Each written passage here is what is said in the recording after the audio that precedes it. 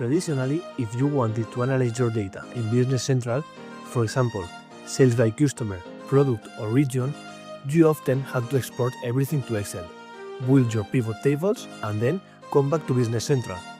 It worked, but it was slow and disconnected. Now, with Analysis Mode, you can do all of that directly inside Business Central. No need for external tools. Everything happens in the same environment you are already working.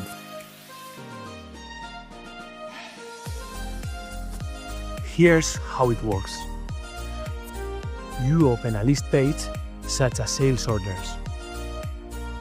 Switch to Analysis Mode from the top menu. Instantly, your data is presented in a pivot-style interface. You can drag and drop fields to rows, columns, or values.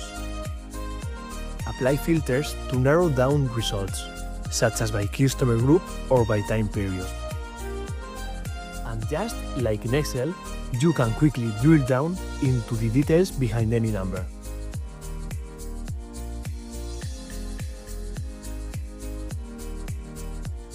This makes it much faster to answer questions like, who are our top customers this month?